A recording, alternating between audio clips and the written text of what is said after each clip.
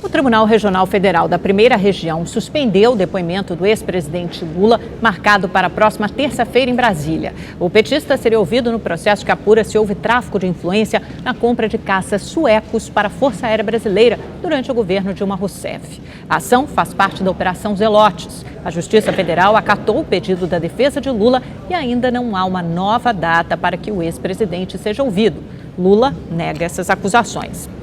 Vamos conversar com o nosso comentarista de política, Reinaldo Azevedo, também sobre o Lula, mas outro aspecto, né, Reinaldo? Saiu ontem, no final da noite, começo da noite, um parecer da procuradora Raquel Dodge se posicionando contra o habeas corpus preventivo do ex-presidente Lula. Você leu esse parecer? O que você achou, Reinaldo? Boa noite. Boa noite, Amanda. Li sim, 52 páginas. Uma das piores peças, certamente, que a Procuradoria-Geral da República produziu na sua história.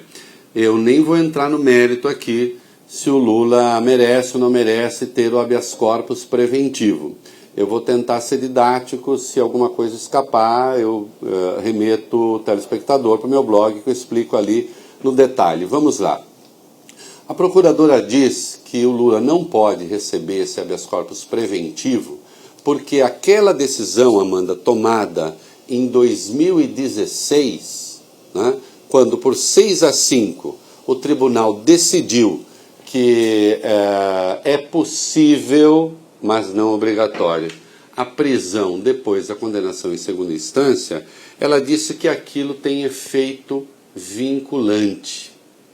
E aí ela comete um erro grotesco, porque ela confunde efeito vinculante com repercussão geral.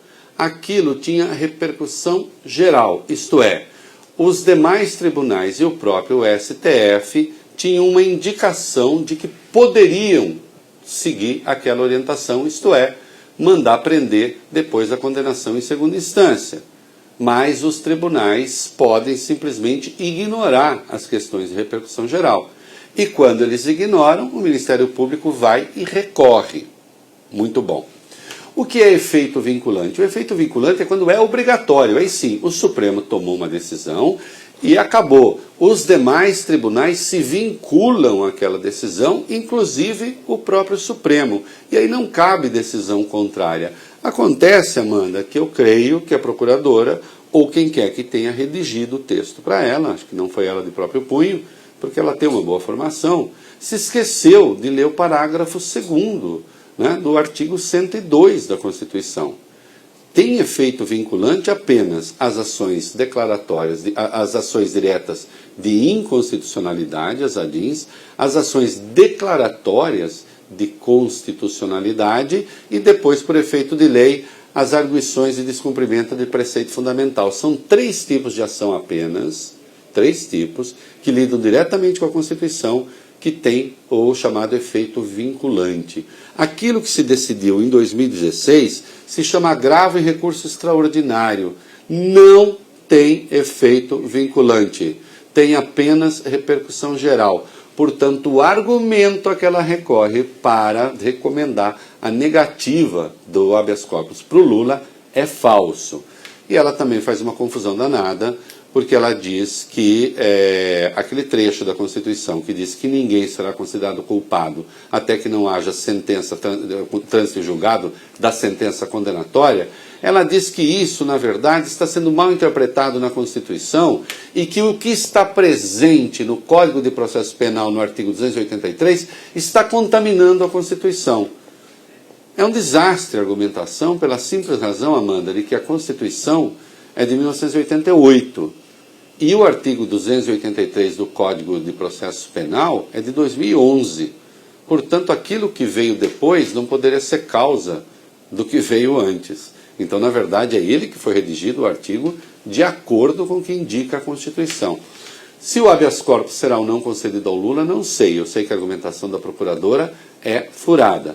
Mas, se ela estivesse certa, o Supremo não ia decidir sobre o mérito da questão numa ação declaratória de constitucionalidade, porque então já restaria vencido. Por que é que o Supremo ainda se debruçaria sobre o mérito se o efeito vinculante já foi determinado? Olha aqui, As pessoas podem querer a prisão do Lula, podem não querer a prisão do Lula, podem achar que existe razão técnica para isso, podem achar que não existe razão técnica para isso. As divergências estão aí e elas são naturais no direito.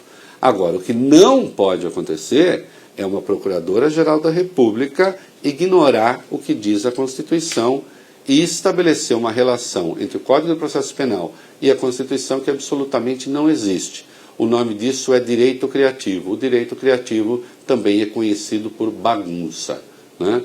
E se o Lula preso ou solto, condenado ou absolvido, não interessa, tudo tem de ser feito de acordo com a lei. Reinaldo, boa noite. O Luciano Huck, apresentador da Rede Globo, nos diz agora que não é mais candidato, não será candidato. Afirmou que não vai se pronunciar porque ainda está digerindo a situação. Como é que você vê essa questão? Boa noite, Reinaldo. Boa noite, Boris. Olha, eu vejo com muito maus olhos, porque ele já havia escrito um artigo na Folha dizendo que não seria candidato. Quer dizer que então ele mentiu naquele artigo.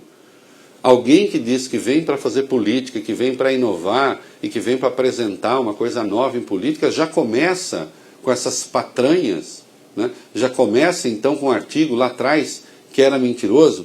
A verdade é que o Luciano ficou assustado, porque o nome dele passou a ser submetido ao escrutínio a que são submetidos hoje todos os políticos, né? Então, por exemplo, no fim de semana, né, para concluir, se noticiou que ele comprou um avião com juros subsidiados do BNDES. É verdade. Se o telespectador fica com a impressão de que pagou parte do avião do Luciano, pagou mesmo. Só que ele não tem culpa nenhuma. Esse avião do Luciano, outros tiveram acesso à mesma linha de crédito, né? Um troço chamado PSI, que é um programa de investimento do BNDES, criado pelo Lula em 2009, né? O Luciano usou em 2013, comprou um avião, pagou juros médios de 3% ao ano, quando no período o governo captou dinheiro no mercado a 10,8%, que é a taxa Selic. A diferença foi paga por mim, por você, por todo mundo, né? É o chamado Bolsa Avião, que o PT garantiu aos milionários, né? E insisto, não só ao Luciano, mas também ao Luciano. Acontece que essas coisas começam a vir a público e aí o Luciano se assustou e algumas pessoas estão dizendo, baixaria. Não, ele está sendo submetido ao escrutínio a que são submetidos todos os políticos. Quem vem para falar em nome da nova política tem de apresentar realmente uma novidade, né? Por exemplo, mentir num artigo não tem nada de novo, né? Ou então a coisa já estaria digerida e ele não precisaria ter dito isso hoje, né? Negando pela 10ª vez que é candidato. Espero que seja agora de forma definitiva. Ou talvez ele mude de ideia daqui a 2 meses, né, Reinaldo? Bom, vamos ver. Boa noite. Até amanhã.